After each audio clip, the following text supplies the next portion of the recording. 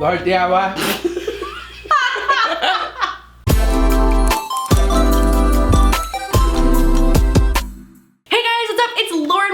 My channel. Today I have a special guest, Josh. Hey, what's up guys? Welcome back to laurDIY channel. Yeah. I feel like this is also what, like our third collab? Yeah. Like we've collabed like a few times now. Look at that. Yeah. Today we're gonna use our super experienced and official expertise brains around the topic of love and relationships to give you guys some super mediocre advice to help you in your love issues. Just as a disclaimer, we are not experts. No, but I just said we are. We're not. We're really not. We are not professionals. No. Okay, so Josh, walk me through your love life history. Where to begin? I can't wait. Where do you want me to start? Like, how many girlfriends have you had? Oh Obviously, my you're married. gosh, yeah. I mean, like, no one, obviously, Paige is the only one that matters ever. Like, Yes. let's just set it straight. Let's be honest, I married up out of my league. Somehow I found some sweet baby angel. Paige is great. I love Paige. She could have been like a model for fun and decided not Literally, she could be a model. to, right? Mm-hmm. She was like, nah, I'll marry Josh Peck. That'll be my meal ticket. Just kidding. Cut that out too. No, that's staying. That's absolutely staying. No, but she's like, cause she's an artist. She's very, very talented. No, we love Paige. And like, I can't believe I got her. Josh, we get it. You're in love. Now walk me through the ones that didn't Jealous. matter before Paige. Okay, well, okay, the truth is, Yeah. the real like dumb truth is, Give me the dumb truth. I only have had one true girlfriend before Paige. Okay, I feel like that's not that uncommon though. But I was 18 and we lived together. Whoa! For a year and a half. Okay, and? I hope she's well. Okay, so I've been in 4 relationships. Oh, wow. Yeah, one for a year and a half maybe, one for 4 years, Right. one for 3 years, and then this one now. So do you think you're kind of a bit of a serial monogamist? Like you like relationships? I definitely get into them by accident, kind of. I once got tricked into a relationship. Oh, I don't like trick people into a relationship. I just like enjoy hanging out with them and then it leads to a relationship. Sure, I like got tricked. Oh, you got active tricked. No, but I just remember there was like a girl and we were like doing some kissing and then doing some really intense hand holding. and at a certain point she was like, hey, listen, we're not boyfriend and girlfriend, but like if I'm gonna kiss you, I don't want to kiss anyone else. And I don't want you to kiss anyone else either. Oh, so she pulled the exclusivity card. Yes, and me being a big dumb boy didn't realize that like if we're exclusive, we're in a relationship. Right. Like, that's sort of the That's a synonym, I feel like. Yeah. Yeah. So anyway, so we're experts, Yeah. obviously. Great. But I feel like you're more of an expert because you're married. Like you successfully found love. I found love. I love being married. I'm a big fan of my wife, and it's gonna be very hard for her to break up with me now. There'll be so much paperwork. You're legally attached. Yes, we are a corporation. You're a corporation, a joint venture. We're a business in the eyes of California. Literally, there's so many tax benefits. Some of these are like a little more serious, some of these are a little Ooh. less serious. Okay. Here's a question that only you can answer, because it's a marriage question. Great. What's the hardest thing about being married? So the hardest thing about being married is like the idea of getting married forces you to look at the things that you were just sort of brushing under the rug. Oh. Because when you're dating and there's like things that annoy you, you can kind of be like, meh, whatever, I'm gonna deuce out of this one eventually anyway. Right. And you're like, I'm not gonna change this person. But then you decide like, hey, forever, and the other person goes forever. And now it's forever. And then you're like, I don't know if I can deal with this loud ass chewer forever. I'm Right. speaking from my wife's side. Reference our video on Josh's channel for that. Link in description below. Uh-huh. But like, I am a loud ass chewer, and that just doesn't fly with my wife. Right. And so she has very nicely said to me, if you don't eat cereal in a private room alone, we can't work. This is a non-starter. Yes. Yeah, got it. I'm just kidding. She's not gonna break up with me over eating cereal too loud, but it does annoy her, and because I love her, I wanna not annoy her. So you gotta really accept the flaws when you're married. You have to accept the flaws, and you have to be willing to like that it's constant work in a good way. Right. Like, well, yeah, 'cause if one side stops putting effort in, I feel like whether you're married or not, that relationship fails. yes. Some people are more receptive to that than others. I feel like that sometimes causes conflict or makes you grow in the right direction. Yeah, man, you gotta both be willing to like constantly be changing. Yeah, no, I totally agree. Yeah. What's the most important thing you've both learned from past relationships? Would you like to start? Would you like me to start? Would you like me to keep talking like this? You get that hot answer like this? I feel like I learned so much from every relationship because I like kind of accidentally serial dated a decent amount. Every time I was like, okay, I know that I don't like that. I know that I need this. I think it's just also knowing when you're accepting a flaw versus when you're actually just being treated poorly. and something that's like actually not okay, that you're like, because I feel like I've been in a relationship where I'm like, oh, that's just like something that they're not good at, I should just accept that. And then afterwards I'm like, why did I put up with that? Like, that's not okay. Do you find that a lot, that you leave relationships going, why didn't I say something? Yeah, or I did say something and nothing happened, and I was like, why did I keep putting up with that? Sure. It's hard to have the guts to walk away. Yeah, especially then when you do a breakup video. Yeah. What was the question again? What's the most important thing you've learned? So I used to be like in relationships, I would just feel like if you got in a fight, you had to be willing to be like, cool, like you do you, ma. Like, so sweet. Say that to her. Like, all the best, great, like this has been fun, see you later. Yeah. And what I learned was that if you're really truly invested, you don't have to be perfect, and that you can fight and you can mess up, but at the end of the day, if you both have agreed to say, no matter what happens, within reason, I'm not going anywhere. Right. And I'm willing to like work on this and wait out maybe a bad couple hours, maybe a bad couple of days, knowing that like when we come out of it, it's gonna be better. That's good advice. Yeah. Ooh, I love this question. At what point in the relationship is it okay to start stealing your man's fries? Oh. From a male perspective, when is it okay to start stealing your man's fries? I would think that's super endearing if you did that the first date. Okay, so I think that if you, on the first date, you stole your man's fries and they were mad at you and they didn't let you steal your fries, no second date. What F-boy of a man would not let you have a fry? Would be like, hey, get out of here and don't dip it in my aioli.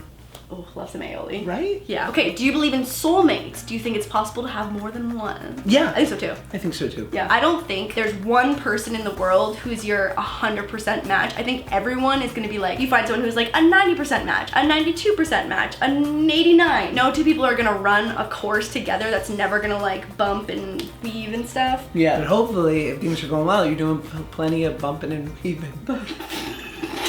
I don't see nothing wrong with a little bump and weave. I don't even think we could sing R. Kelly anymore. I'm sorry. Yeah, oh, it's R. Kelly. It's R. Kelly. Yeah.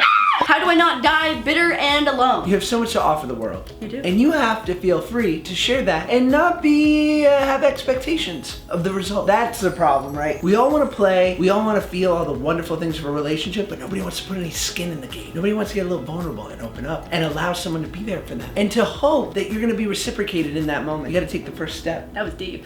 That was deep. Do you think dating is harder now or 10 years ago? I'm always wary of sounding like my parent. Okay, give me the parent answer. Back in my day. Yeah, back in my day. No, I mean, I never was on dating apps because A, I'm Josh from Drake and Josh. But also that they kind of like became popular after, because Paige and I have been together almost 8 years. Right. But 8 years? Yeah. I've barely been alive 8 years. Dude, is that crazy? That's so long. Wild. Wow, and you still love your wife. I don't even Goals. Dude, has YouTube even been around 8 years? I think so, but still goals. Still goals. I think dating apps can kind of make it weird, although I think I would crush on dating apps if I was like single in 2019. Absolutely, So, Josh Peck. I mean, even if I was like a civilian, like, the thing is, like, I'm down to clown. Like, I don't have expectation. Like, if I meet someone and they're like, hey, we should make out right now, I'd be like, cool, I like kissing. But if they were like, hey, we should go to a botanical garden and just like have long gazes and never really talk again, I'm down for that. If they want to get a coffee and walk around a farmer's market, I'm cool for that. Like, okay. What do you do when you feel like a person you like doesn't like you? I feel like this is all of high school. yes. This is all of high school. It's just like cycling through people that you're like, oh, he's cute or she's cute, and then them not liking you back. I had a crush on a guy for 3 years in high school. A quiet crush? I think it became a little more public later on. Right. No, but I think it's just realizing that it's like, if someone doesn't like you, then like, you shouldn't like them. Don't waste your time on that. Go find someone who's gonna appreciate you and love you for who you is. I would say that, and I would also say shoot your shot. In the sense of, I've always been very clear with my intentions because... I feel like that's so good though. I feel like high school is just games, like so many games. Yeah, we're all that way. I always say this, and this is one of the most corny yet truest sayings that I've ever heard when it comes to romance. You can't say the wrong thing to the right person. 'Cause you know when you're like... Whoa, hang on, let me just take that in real quick. Yeah, drink it in. You can't say the wrong thing to the right person, right? So you're saying if it's the right person that you're gonna end up being with, anything you say will be good. And conversely, you can't say the right thing to the wrong person. To the wrong person. But also, like, here's another corny line, is that if someone's like not sure if they want to be with you, or they're like hesitant, or they're playing games with you, they probably don't want to be with you and you shouldn't want to be with them. People will always make it work. If someone wants to be with you, they will always find a way to make it work. This question for you specifically. How did you know that Paige was the one? I got something like really corny to say. Oh my god, I can't wait. Okay. So Paige and I were dating for a couple of years, and like I knew that I wanted to marry her, so I had the ring. But how many years in is this? 4. But I wasn't ready to give it to her. Like I just had it, and because I didn't know, because I'm very like slow moving with these things, like very methodical. So I had lunch with my friend Paula, and she's been in a relationship for like many years. And so I said, "How do you know?" And she said, "Well, does she make you laugh?" And I said, "Yeah." And she's like, "Is she the first person you want to call when something good happens? And is she the first person you want to call when something bad happens?" So cute. I was like, so cute. And then I asked her to marry me the morning we were about to go to Paris for a week. So we were engaged, and then we got to go on this fun trip. Dude, that's so cute. It's so fun. Can't wait till I can tell that story one day. Last question. What is the most romantic thing someone has done for you? I don't know. You go, and then maybe something will come to me. Once I was on a shoot, and the makeup artist at the shoot stole my wallet out of my jacket. Like, we confirmed that it was this person. Okay. They stole my wallet that had a good amount of cash in it, because I was about to go Christmas shopping. Okay. So over the holidays, wonderful times, not for good old Josh, wallet stolen with cash in it, very upsetting. It was a nice wallet that I'd had for a few years. I called Paige, I'm dejected. She got you the wallet. For Christmas? Not even. When you got home? That same day. That same day? I walked into my house and it was on the table. Dream girl! Dream girl! You let yourself a good one. I also am just like stressed out that I can't think of a story. Oh my gosh, guys, I'm stressing out and I can't think of a romantic story, but I'm sure there are lots from all past relationships, current, past. I'll handle this. Hey, laurDIY's new boy toy. Why don't you get moving? Get a little something romantic on the docket so it's fresh on top of the mind. So someone... No, he's gotten me flowers so many times. I'm sorry, I take this all back. You're the best. He like is really, really good about flowers and stuff. Yeah, which is nice. I don't know why I said that. We met once and you were awesome. I'm a jerk. Takes it all back. Yeah, I don't know. You know what? I think probably something super romantic has happened to me. I can't think of it off the top of my head, but I personally like private things, like private romantic moments, which are nice. Tell me if I'm reading this right. It seems like for you, it's a bunch of wonderful little things that are the most romantic instead of like one gigantic display. Yeah, I'm not into big displays of like affection or anything like that. Yeah. Like when I see someone do like a flash mob proposal or like a baseball game proposal. Anxiety. Makes me want to vomit. I want to die. I want them to say no. That's where my head goes. You want it to go for. Let's just act it out. Let's just be actors. Okay. laurDIY. My sweet crafty angel. No one glitters like you do. Will you please make me the happiest man in the world and marry me in front of the Staples Center? So this is what I feel like happens is they look for an exit. It's like looking for an exit, and then it's like, wait, no, these are the best ones, where it's just like. She's coming back, right? Well, on that note, I hope I gave you guys some good advice. We love love. I really do love love. Yeah. No experts over here, but expert enough to get married, so that counts for something. Thanks. Yeah, it's going well. We procreated. We've done yeah. That's like 2 levels of major success. Want to see Max dress up like a chicken? Absolutely. Here. Oh my god. I know. Oh my god. He did a chicken. So I hope you guys enjoyed this video. We filmed a video on Josh's channel. It's super funny, and it was we're currently recovering from it right now. Yes. But that'll be linked in the down bar below, and I will see you guys on Sunday for Sunday Wine Again. What's about the weekly vlog? Yes. Yeah. Thank you. Bye guys. Bye. I'm the DIY queen, that's the royal elite. My pretty little kingdom out here running